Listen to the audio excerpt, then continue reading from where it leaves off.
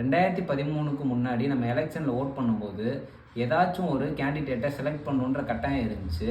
ஆனால் 2013 supreme court வழங்கின தீர்ப்பின்படி எலெக்ஷன் கமிஷனால் உருவாக்கப்பட்டது தான் இந்த நோட்டா கான்செப்ட். அதுக்குரிய full form none of the above. உங்கள் தொகுதியில் போட்டியிடுற எந்த வேட்பாளருக்குமே ஓட் பண்ண உங்களுக்கு பிடிக்கல அப்படின்னா நீங்கள் இந்த நோட்டா சூஸ் பண்ணலாம்.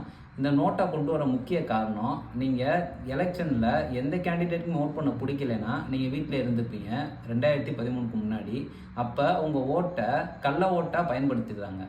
இதை தடுக்கிறதுக்காண்டி உங்களுக்கு யாரையுமே பிடிக்கலைனாலும் நீங்கள் ஒரு ஆப்ஷன் சூஸ் பண்ணலாம் அப்படின்றக்காண்டி தான் இந்த நோட்டா இன்ட்ரடியூஸ் பண்ணப்பட்டுச்சு. இப்போ எலெக்ஷனில் ஒரு தொகுதியில் நோட்டா வெற்றி பெற்றுச்சு அப்படின்னா என்ன நடக்கும்ன்றதை சிம்பிளாக பார்த்துடலாம் ஒரு எடுத்துக்காட்டோட.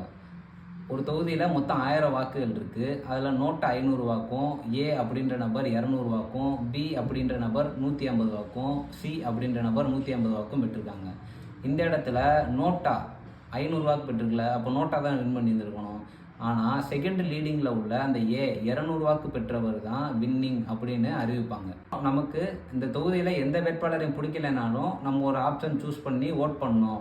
அப்போ தான் அவேர்னஸ் பெருகி எலெக்ஷனில் எல்லா மக்களுமே பார்ட்டிசிபேட் பண்ணுவாங்கன்ற முழு நோக்கோட தான் எலெக்ஷன் கமிஷன் இதை இன்ட்ரடியூஸ் பண்ணியிருக்காங்க. சட்டம் அறிவோம், உரிமையை காப்போம். யுவர்ஸ் லாஃப்லி மனோஜ். தேங்க்யூ.